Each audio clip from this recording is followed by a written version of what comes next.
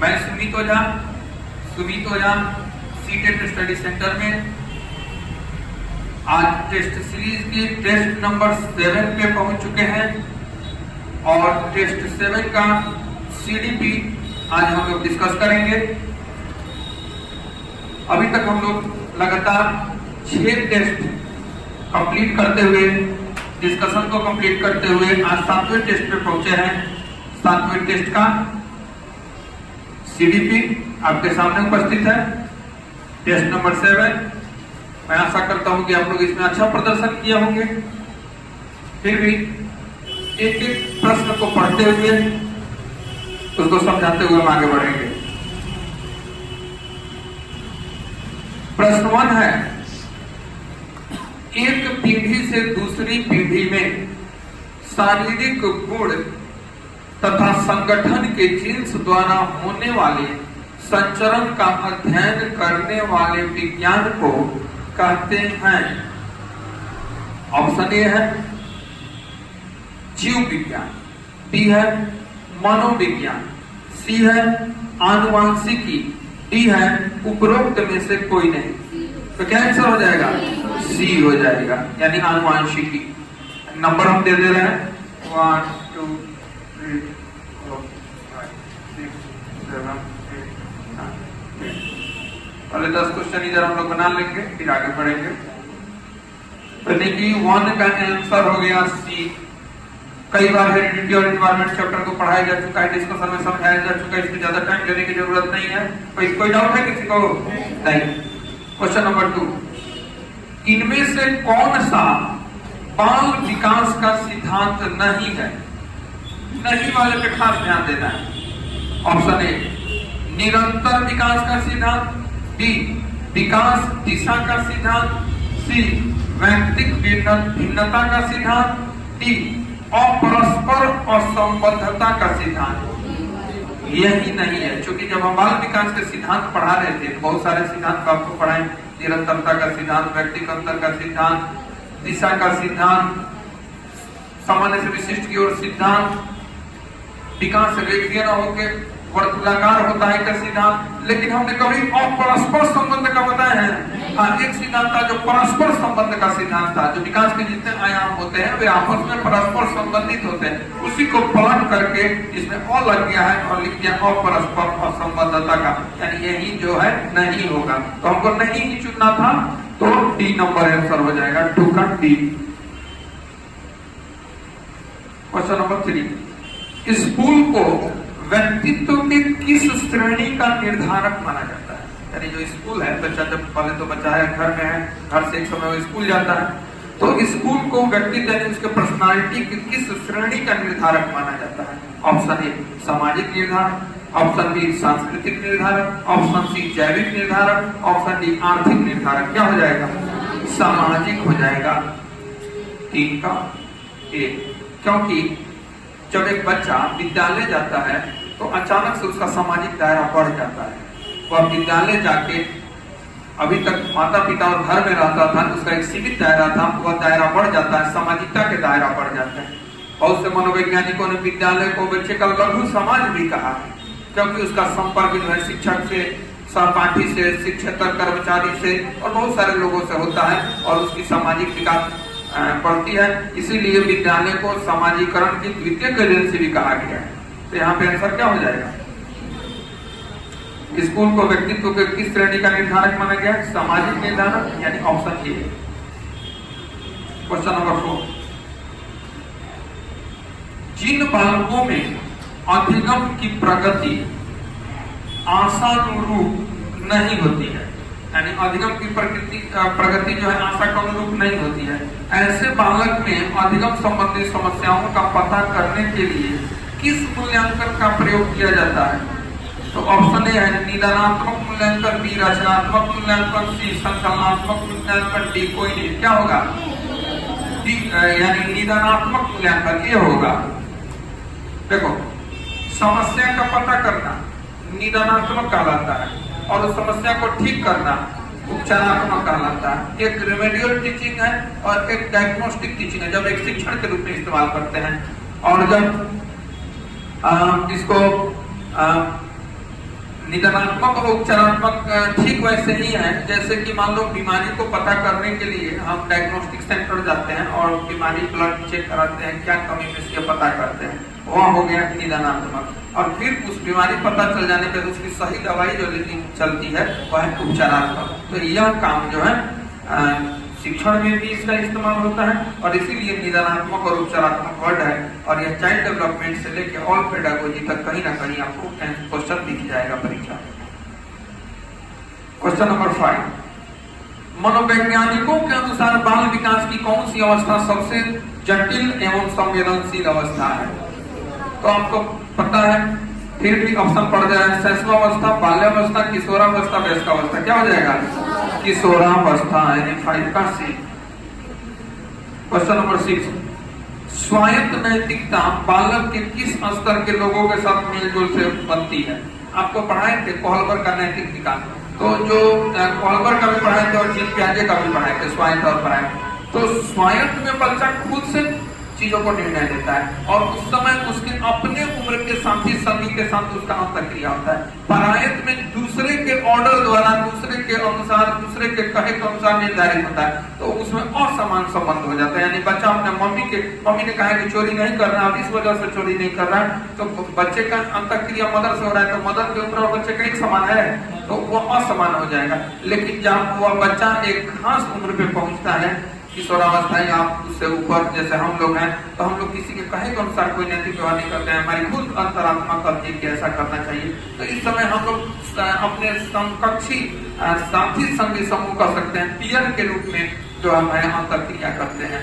तो इसलिए आंसर हो जाएगा ए, 6 का ए। 7, बुद्धि और सृजनात्मकता में किस प्रकार का संबंध पाया जाता है? बिल्कुल धनात्मक संबंध पाया जाता है। ए है धनात्मक, बी है ऋणात्मक, सी है कोई संबंध नहीं, डी है शून्य। यानी जो बुद्धिमान होता है सृजनात्मक भी अधिक होता है, यह जो है पॉजिटिव है, यानी धनात्मक से बनता है। मस्तकाधोमुखी नियम अथवा सिद्धांत के अनुसार विकास की दिशा होती है। ऑप्शन ए, सिर से पैर की ओर, बी पैर से सिर की ओर, सी मध्य से बाहें की ओर, डी कोई नहीं। आपको दिशा का सिद्धांत पढ़ा रहे थे, एक प्रोक्सिमो डिस्टल क्रम बताए थे और एक सिम्हालो मॉडल क्रम बताए थे। एक में सर से पैर के तरफ होता है और एक में मध्य भाग से, और एक ही बच्चा में दोनों चीज होता है, उसी में सर से पैर के तरफ भी होगा और मध्य भाग से परिधि के तरफ। तो इसमें जो सर से पैर के तरफ होता है उसी को मस्तकाधोमुखी भी कहा गया है। तो आंसर क्या हो जाएगा? ए, सिर से पैर के तरफ, यानी 8 का ए। 9, समीपस्थ विकास का क्षेत्र शब्द का प्रयोग इनमें से किसने सब अपने सिद्धांत में किया था? याद कीजिए, जब आपको संज्ञानात्मक विकास पढ़ाए थे, जीन प्याजे के जस्ट बाद वाइगोस्की पढ़ाए थे, तो मैंने कहा था ना, उन्होंने जेडपीडी कहा, यानी जोन ऑफ प्रॉक्सिमल डेवलपमेंट, निकटस्थ या समीपस्थ विकास का क्षेत्र, और उसी निकटस्थ या समीपस्थ में कोई मार्गदर्शक आके सहयोग करता है जिसके तहत वह अपने संभाव्य विकास के स्तर तक पहुंच जाता है। तो जेडपीडी का प्रयोग वही वाइगोस्की में निकला, तो आंसर हो जाएगा वाइगोस्की, 9 का बी। 10, जिस प्रक्रिया में संवेदना, प्रत्यक्षीकरण, प्रतिमान, धारणा, समस्या समाधान, चिंतन इत्यादि शामिल हो उसे कहते हैं? ए, प्रेरणा, अधिगम, प्रत्यक्षीकरण, संज्ञान। संज्ञान नहीं बताया गया था। जितना वर्ड बोले वो चाहे संवेदना हो, प्रत्यक्षीकरण हो, प्रतिमान हो, धारणा हो, समस्या समाधान हो, चिंतन हो, तर्क शक्ति हो, ये सब मानसिक प्रक्रिया है। और टोटल मानसिक प्रक्रियाएं किसमें होती है? संज्ञान। और उसी संज्ञान से एक समझ बनती है और वह संज्ञान को आप उसी समझ और मानसिक प्रक्रिया के आधार पर संज्ञान के माध्यम से योजना बनाते हैं, वर्गीकरण करते हैं, तर्क करते हैं, चिंतन करते हैं। सारी मानसिक प्रक्रिया किसमें आ जाएगी? संज्ञान में, यानी कि 10 का डी। 10 क्वेश्चन हम लोग बहुत जल्दी कर लिए, नंबर दे दे रहे हैं।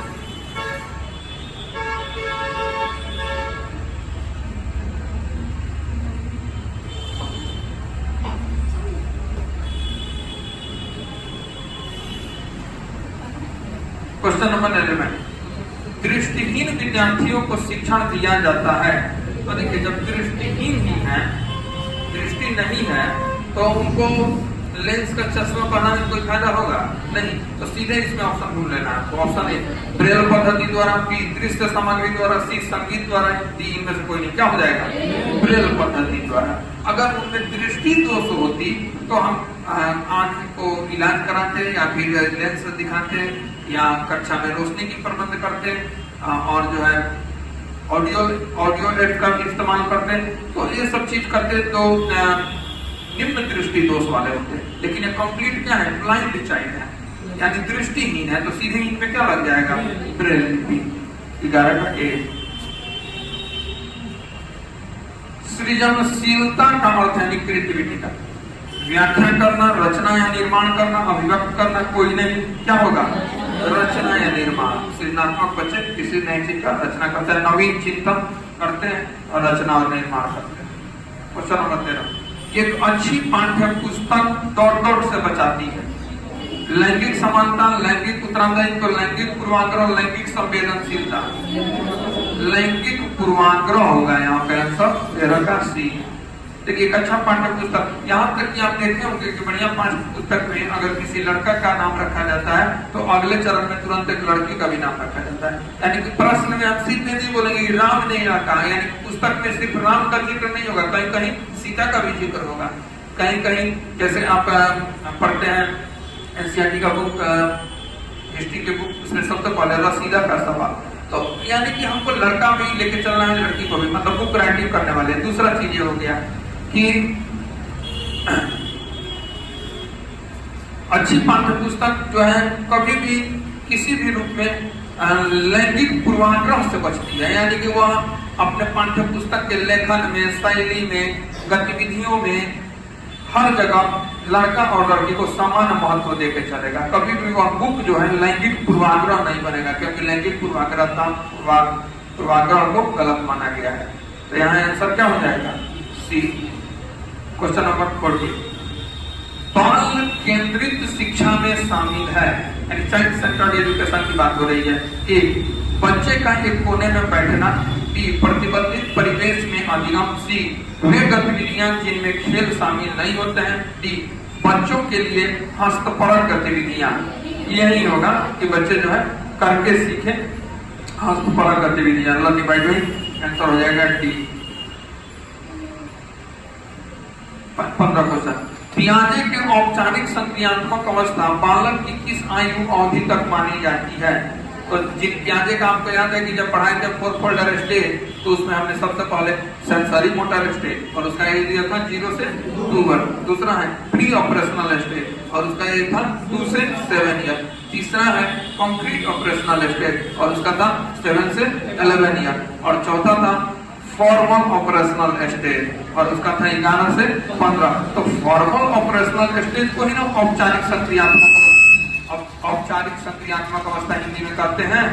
तो वही आंसर क्या हो जाएगा, 11 से 15, यानी कि 15 नंबर क्वेश्चन का डी आंसर हो जाएगा। 16 नंबर क्वेश्चन, कोहलबर के नैतिक विकास के सिद्धांत में डॉट स्तर हैं। तो 3 स्तर है और हर स्तर के 2 अवस्था है, आपको पहले से पता है, तो बताइए। 17, निम्नलिखित में कौन सा समाजीकरण का एक प्रमुख कारक है? ए, कंप्यूटर। बी, आनुवंशिकता। सी, राजनीतिक दल। डी, परिवार। परिवार है सीधे 17 का। या प्राथमिक एजेंसी भी है समाजीकरण की, जैसे विद्यालय को द्वितीयक बोले थे, तो परिवार क्या है, प्राथमिक है, वहां भी याद रखेंगे समाजीकरण के रूप में इसको। क्वेश्चन नंबर 18, वृद्धि को प्रभावित करने वाला कारक है। ए, पर्यावरण। बी, स्वास्थ्य। सी, आहार। डी, ये सभी प्रभावित करते हैं। 18 का डी हो गया। 19, खिलौनों की आयु टॉय कहा जाता है? पूर्व बाल्यावस्था, उत्तर बाल्यावस्था, शैशवावस्था को, ये सभी। तो क्या हो जाएगा, पूर्व बाल्यावस्था। यहाँ पे अक्सर आंसर में आपको मिल जाएगा। 20, अवधारणाओं का विकास मुख्य रूप से डॉट का हिस्सा है। तो ये है बौद्धिक विकास, बी शारीरिक विकास, सी सामाजिक विकास, डी संवेगात्मक विकास। तो किसी चीज के बारे में अवधारणा, कॉन्सेप्ट यानी मानसिक प्रक्रिया के रूप में जो है बौद्धिक विकास में चीजें आती है, इंटेलेक्चुअल डेवलपमेंट में। आंसर ये हो जाएगा। 20 क्वेश्चन हो गए हमारे।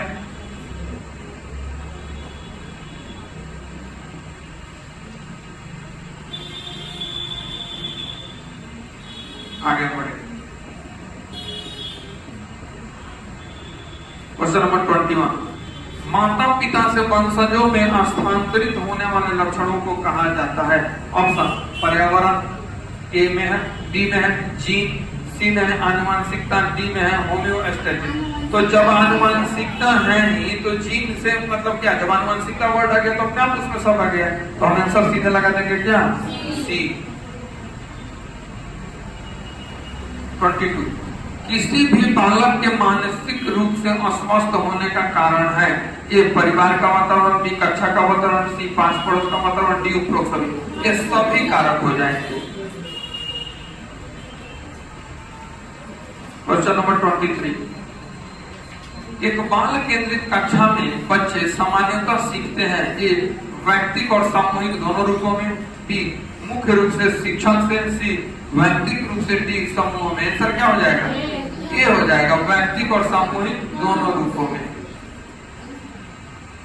व्यक्तिगत और सामूहिक दोनों रूपों में सीख रहे हैं। 24 नंबर, बुद्धि के द्विखंड सिद्धांत, द्विखंड कहिए, द्विकारक कहिए, क्या हो गया? स्पीयरमैन है। Option A Spearman, B Thurstone, C Guilford, D Gagne. तो क्या हो जाएगा? स्पीयरमैन। 24 का ए हो गया।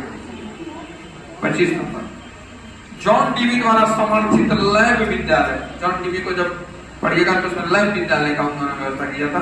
तो लैब विद्यालय को उदाहरण है? ए पब्लिक विद्यालय, बी सामान्य विद्यालय, सी फैक्ट्री विद्यालय, डी प्रगतिशील विद्यालय। यानी प्रोग्रेसिव एजुकेशन में उन्होंने काम किया, प्रगतिशील शिक्षा में, तो प्रगतिशील विद्यालय आंसर हो जाएगा। 25 का डी। जॉन डीवी जो है प्रगतिशील शिक्षा के क्षेत्र में काफी अच्छा काम किया। 26, पूर्वाग्रही किशोर अथवा किशोरी अपनी डॉट डॉट के प्रति कठोर होंगे? ए समस्या, बी जीवन शैली, सी संप्रदाय, डी वास्तविकता। तो स्टेनले हॉल ने कहा है कि किशोरावस्था यानी एडोलेसेंस सबसे अधिक तनाव, तूफान और संघर्ष का काल है, क्योंकि यह सबसे अधिक सेंसिटिव, सबसे अधिक संवेदनशील अवस्था है, इसमें सबसे अधिक तनाव, स्ट्रेस होता है। इसमें इस किशोर को क्या करे क्या नहीं करे समझ में नहीं आता है। वह स्वयं के बारे में जानना चाहता है, मैं क्या हूँ, मैं अपने मन से कोई काम कर रहा हूँ या किसी को बताए हुए चीज को मैं कर रहा हूँ। ये सारी चीजों को लेके वह अपनी समस्या को लेके परेशान रहता है, क्या करे क्या ना करे की स्थिति में रहता है। तो आंसर ए हो जाएगा समस्या। क्वेश्चन नंबर 27, कक्षा में प्रभावी व्याख्यान देते समय एक अध्यापक टीचर के बारे में क्वेश्चन है। ए संबंध स्थापित करता है, डी सार्थक शारीरिक हाव भाव को समावेशित करता है, सी व्याख्यान स्तर पर अस्थायित्व बना रहता है, डी ध्वनि की तीव्रता और तरीके में परिवर्तन। देखिए जब आप एक शिक्षक के गुण में पढ़िएगा तो सारी बातें आएंगी, लेकिन इसमें जो है सार्थक शारीरिक हाव भाव को यानी जैसे हम पढ़ा रहे हैं, हमारे जो गेस्चर है, हाव भाव है, कहीं ना कहीं मेरे पढ़ाने के भी पार्ट है जिससे आपको हम समझा पा रहे हैं। तो ये आंसर बी हो जाएगा। क्वेश्चन नंबर 28, सीखने का वह सिद्धांत जो पूर्ण रूप से और केवल अवलोकनीय व्यवहार पर आधारित है, सीखने के डॉट डॉट डॉट सिद्धांत से संबंधित है? ए विकासवादी, बी व्यवहारवादी, सी रचनावादी, डी संज्ञानवादी। क्या होगा? व्यवहारवादी हो जाएगा। क्वेश्चन नंबर 29, कोई भी नाराज हो सकता है, कोई भी नाराज हो सकता है, यह आसान है, परंतु सही व्यक्ति के ऊपर सही मात्रा में सही समय पर सही उद्देश्य के लिए तथा सही तरीके से नाराज होना आसान नहीं है, यह संबंधित है। अब आपको पढ़ना है ए संवेगात्मक विकास से, सामाजिक विकास से, संज्ञानात्मक विकास से, शारीरिक विकास से। क्या होगा? संवेगात्मक। क्यों?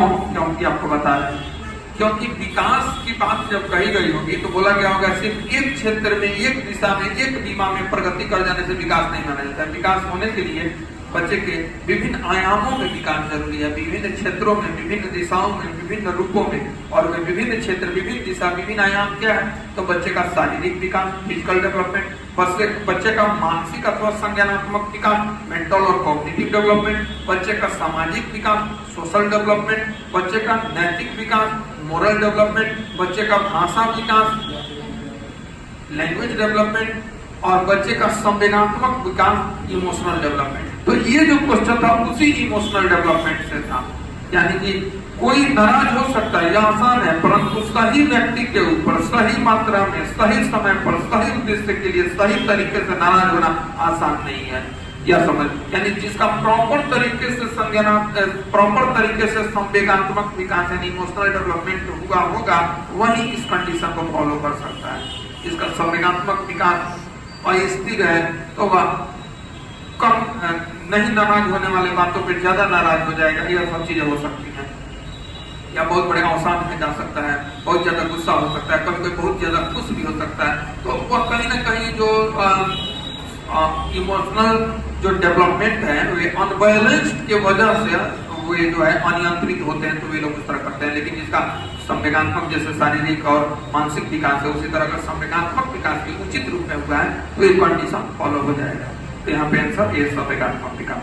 क्वेश्चन नंबर 30, निम्न में से कौन सी शब्दावली प्राय अभिप्रेरणा के साथ अंतः बदलाव के साथ इस्तेमाल की जाती है? ए पुरस्कार, बी संवेग, सी आवश्यकता, डी इनमें से कोई नहीं। तो सी हो जाएगा आवश्यकता। देखते हैं मैं इसको सीखने में भी बताया कि जैसे जैसे हमारी आवश्यकता होती है हम चीजों को सीखते जाते हैं। तो अभिप्रेरणा जो है कहीं ना कहीं हमारी आवश्यकता के साथ भी हम चीजों के प्रति अभिप्रेरित होते हैं। अगर मान लीजिए कुछ अभिप्रेरण जो है आंतरिक होते हैं, कुछ बाह्य होते हैं। आंतरिक में जैसे कि आपको भूख लगी है तो भूख एक आवश्यकता है, भोजन चाहिए, तो हम बेचैन हो जाएंगे कितना जल्दी भोजन खा ले और भोजन के लिए अभिप्रेरित होकर भोजन को ढूंढने लगेंगे।